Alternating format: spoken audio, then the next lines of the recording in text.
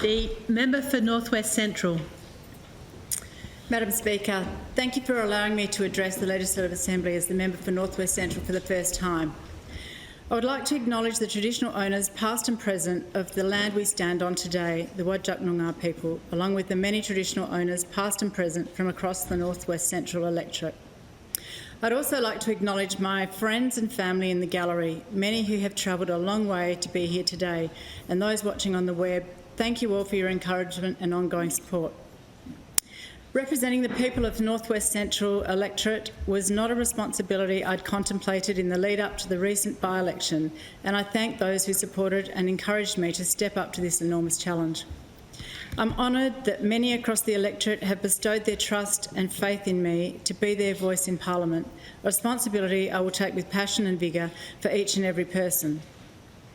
I'd like to acknowledge and pay tribute to the previous member for North West Central, Vince Catania, a dedicated, committed and hard-working representative who served the people for nearly 2 decades, always putting his electorate and people first. Thank you, Danny and family, for sharing. Never shying away from a challenge and standing up and fighting tirelessly to make the regions a better place to live, work and invest. Personally, I thank Vince for his support and friendship and constant support during the campaign. I look forward to filling the very big shoes he's left to fill and represent every person in the electorate with the same integrity, dedication and passion as he did. On behalf of North West Central electorate, we thank you, Vince, for the legacies you've left and your unwavering dedication and service.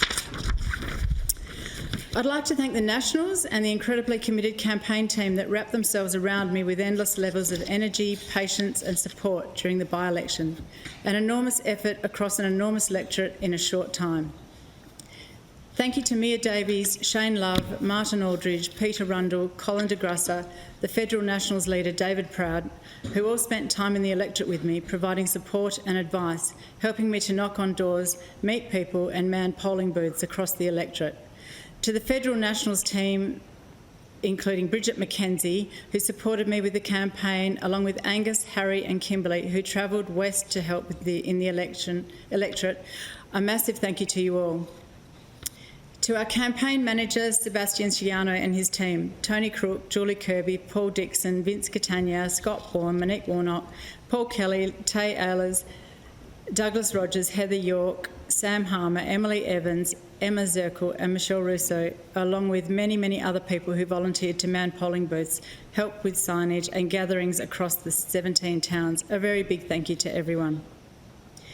To our local Nationals branch president, Paul Dixon, who with Belinda is a busy small business owner in Carnarvon and contributed an enormous amount of time and resources towards supporting me and retaining the seat of North West Central.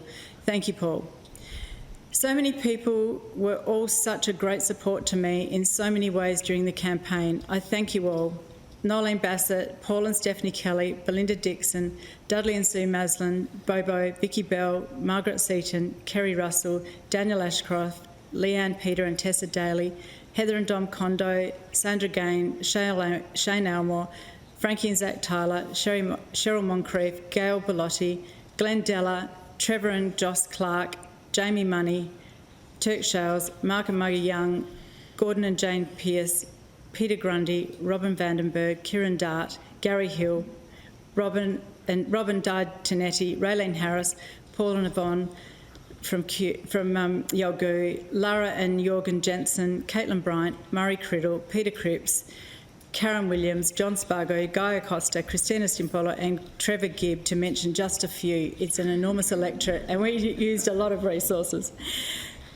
They say it takes a village to raise a child, and for me this is absolutely true. Steph and Paul Kelly have been an enormous support to our family and Rubes when I wasn't able to be home. Just as our friends Sarah Clancy and Quentin Sims have been a tower of strength and support for both our family and children studying in Perth. A very big thank you to you all. I also wish to acknowledge and thank my parents, Dudley and Jill Hall, who provided me, my sister Sue Ann and my brother Ross, who I also need to thank, with a wonderful childhood on a station in an isolated Gascoyne pastoral region. They made enormous sacrifices to provide us with endless opportunities, love and support, taught us to be resilient, independent and self-reliant, to work hard and contribute, and above all, to take the good with the bad. Thank you so much for everything, Dad and Mum. Last but not least, an enormous thank you to my family, who have been a pillar of strength throughout this journey. To my husband Tony, one of my greatest supporters and advocates, who always encourages me to take up new challenges and enable me to step away from our business, along with our children Gabriella, Samuel, Finian and Rubes. Thank you all for your endless love and support. My pathway from Outback Regional WA to State Parliament was made possible as a result of being afforded a sound education and opportunity, along with secure, loving and stable environment where strong role models instilled a strong work ethic. Something I believe is the catalyst for change in our troubled regional towns.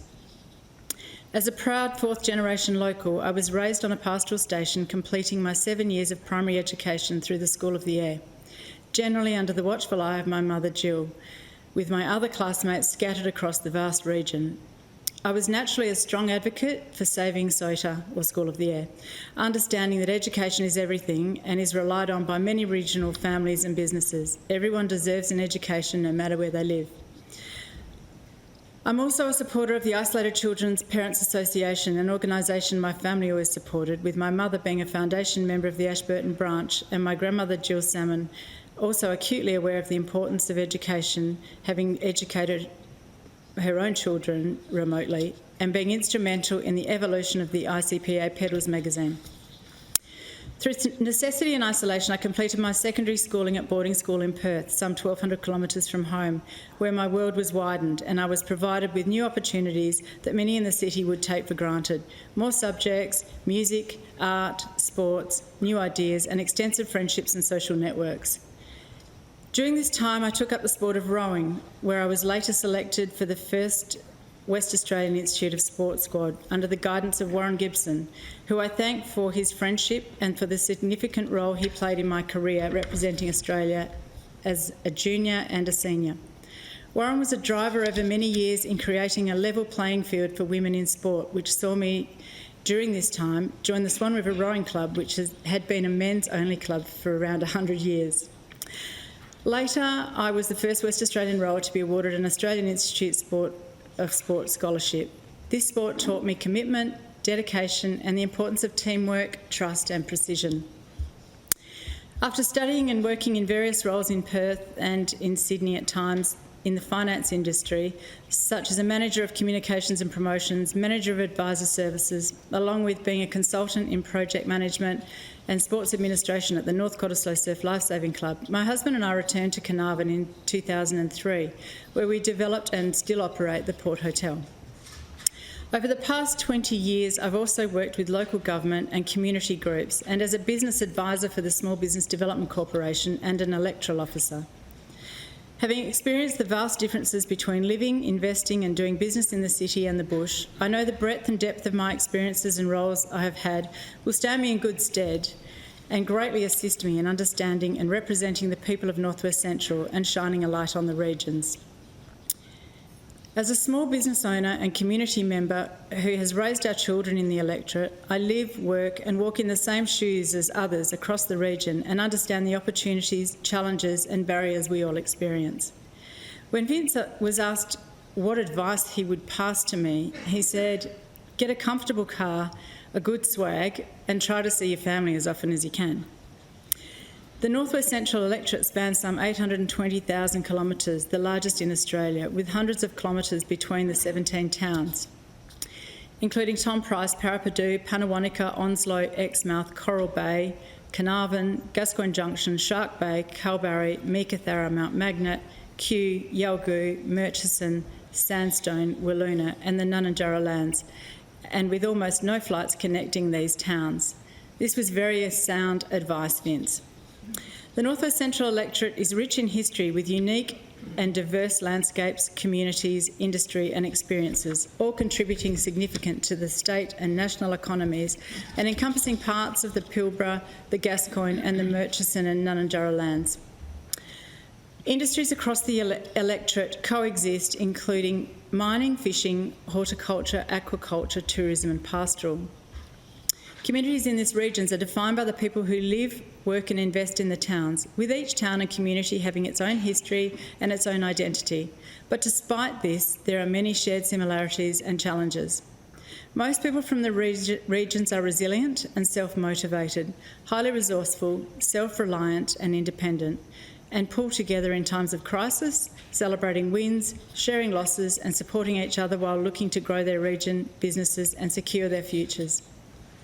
The electorate boasts some of the most unique and diverse landscapes and experiences, such as Shark Bay and Ningaloo World Heritage Areas between Denham and Exmouth, Dirkartog Island, the OTC Dish and Gumwara Maya Aboriginal Heritage and Cultural Centre and the 1 Mile Jetty Precinct in Carnarvon, the Ningaloo Centre and Cape Range National Park in Exmouth, along with Karajini National Park near Tom Price, Mount Augustus, the world's largest monolith, Coral Bay, several amazing station stays dotted throughout the regions, and the Skywalk in the National Park in Kalbarri, just to mention a few. Numerous events showcase these communities and landscapes, such as the Gascoyne Food Festival, the Gascoyne in May events showcasing local performance and talent, the Gascoyne Dash, GameX in Exmouth, the Astrofest in Mount Magnet, many iconic race meetings including Landor, The Junction, Mount Magnet, Meekatharra, Yalgoo and Carnarvon. All, might I say, are primarily run by groups of dedicated, hard-working volunteers. I'd like to acknowledge the hundreds of dedicated and selfless volunteers that take time out of their businesses, jobs and personal lives to work tirelessly for our communities, providing essential services such as ambulance services, emergency services, including SES, Marine Rescue, Fire and Emergency, Bushfire Brigade, along with keeping community groups, events and sporting clubs in the regions and alive. Thank you to everyone. Living and working in the regions, along with the feedback I've received on the campaign trail, it's evident, though, at times in the regions, some are feeling forgotten and at times penalised for living in the regions and often feel they're misunderstood. Most people in the bush don't expect freeways and underground railways, but given the immense wealth that is generated in the regions and the $6 billion surplus, they do expect their fair share, and they do need a leg up when it comes to basic infrastructure and services needed to take the next step in growing and developing the regions and attracting people to want to build a life in the region. While COVID-19 challenged each and every one of us, some doing well, others left under immense financial strain and still trying to fight their way back, it highlighted just how underdone some of the regions are and how we need to continue to build and develop these areas as industries and tourism numbers grow. We must ensure people are safe and can access the basic services and facilities afforded to those in the metro area. A massive influx of visitors to the electorate as a result of travel restrictions, coupled with a loss of critical workers, including the backpackers, saw infrastructure, many services, businesses and volunteer groups stretched to breaking point, physically, mentally and financially. Small towns with small rate bases find it difficult to maintain and develop the infrastructure required to support the thousands of visitors travelling to locations not equipped with the basic needs and infrastructure. For example, facilities to adequately house police when they make visits to locations to allow them to undertake their roles don't exist in some locations, with essential services generally provided by volunteers with limited capacity and expected to save lives. This situation will again be highlighted during the solar eclipse in April 2023, when numbers are expected to attract thousands of travellers. A dire lack of housing, including workers' accommodation and worker shortages, continues to cripple towns and small businesses, with some locals forced to leave the regions and industries including horticulture, fishing, pastoral and tourism suffering, which, coupled with the increasing cost of doing business in the regions, is challenging many, to say the least. We need to find new and innovative ways to provide housing and to attract and upskill workers. Regional health services are in urgent need of attention, struggling to keep up or attract resources with inadequate housing often contributing to this. Vital services such as the Royal Flying Doctor service are stretched as they now juggle emergency lifts with an increasing number of patient transfer services. When we can't have a baby in a hospital in a regional centre due to a lack of obstetrics and specialist services, preventing women across the regions from safely delivering their babies near family and friends and needing to travel to Geraldton or Perth at enormous expense and stress to the families, the system is broken. Renal dialysis is urgently required across the regions, with people now relocating off-country to Perth and waiting for services to become available, often at a cost they can't afford, not to mention the state of their health. It's no surprise that the escalating cost of living is having an enormous impact on people in the regions. None more than our regional pensioners struggling to travel to health appointments with the current patient-assisted travel scheme and fuel card allowances. A common comment I hear is surely it's time to stop this blame game and just look past who did what, when and how, and at least review these allowances and try to align them with the cost of living as it is today for us. With a $6 billion surplus, we need the government to take the foot off the hose in the regions. The promised Tom Price and Meekatharra hospitals, the Papadu Hospital is continuing to fall into disrepair, as does the Onslow Police Station. We still need nurses, despite the issues we have with resourcing, for posts such as Yalgoo and Kew. Denham has no resident doctor, but a population can swell from approximately 700 residents to 7,000, leaving locals to wait for weeks for an appointment. We need to find innovative ways to attract these essential workers to the region. This includes nurses, teachers and police. We do need a permanent fix for the Facine in Carnarvon to reignite tourism and improve the livability for locals. The Wiluna-Meekatharra Road still has a 124 kilometre section that's not sealed, the only state highway not sealed. While much of the Kalbarri community is still in disrepair after 18 months, and they're in need of a multi-purpose emergency evacuation centre and repairs to the Kalbarri foreshore, to mention some essential requirements to assist them in moving forward as a community and the region. Crime has been a focus across the region, with an emphasis on towns such as Carnarvon, Meekatharra and Mount Magnet. This is in no way a new issue for any of us, but an issue that's been evolving. Crime is a result of a number of underlying issues such as drug and alcohol abuse, domestic violence, dysfunction, neglect and abuse, all contributing to the crime issue and heightening the need for support services, including mental health and transitional housing.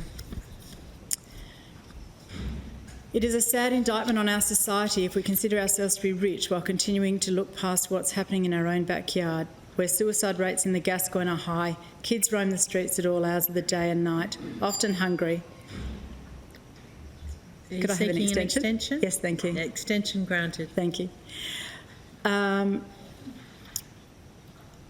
It's a sad indictment on our society if we consider ourselves to be rich while continuing to look past what is happening in our own backyard, where suicide rates in the Gascoyne are high, kids roam the streets at all hours of the day and night, often hungry and unwilling to go home where they don't feel safe.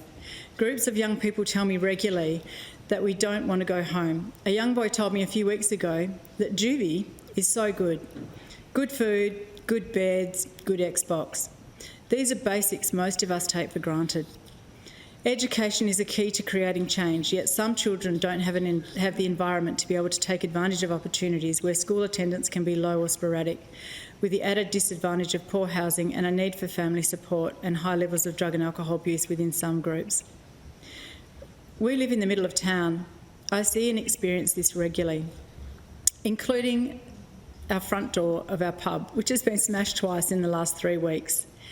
Our shopping centre went into lockdown a couple of months ago due to an out-of-control group of youths terrorising customers. In some suburbs in Carnarvon, this behaviour occurs daily. Locals don't want to be there, tourists don't want to be there, the government service workers don't want to be there, all because a few are making life difficult for the majority because they are in desperate need of help. The previous member for North West Central presented a petition calling for holistic change across all agencies. Expectations have changed, society has changed.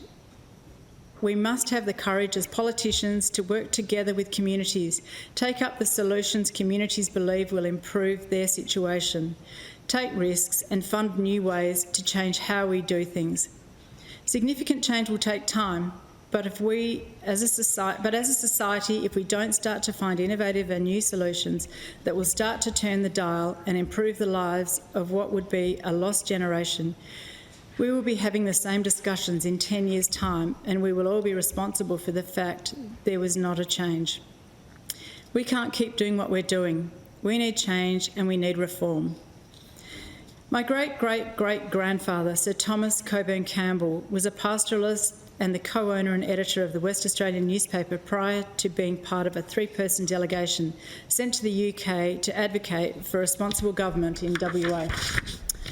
The Parliament of WA was given control over the colony, and in recognition of his contribution, he was given the role of first president of the Legislative Council in 1890 after successfully, coincidentally, being elected in a by-election. I have no doubt that he would never in his wildest dreams have ever thought it would be a great-great-great-granddaughter who would eventually follow in his footsteps and grace the doors of Parliament House as he did. If I can be a part of significant change for the benefit of our communities and this state, then I'm sure I will have lived up to his expectations. But it's thanks to the women before me who have carved a pathway forward, including my grandmother, who always said, "You're no better than the person next to you, but you're as good as them." So never shy away from a challenge. Thank you.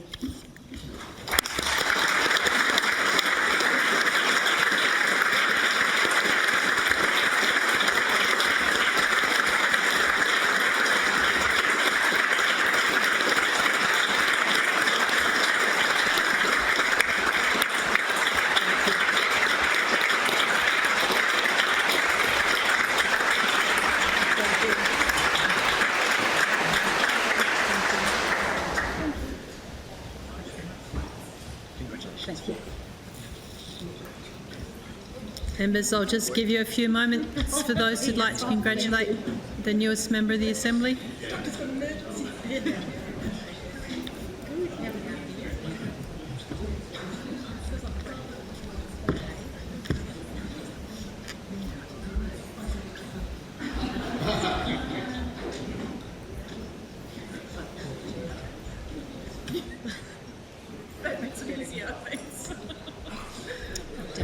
Oh, thank you.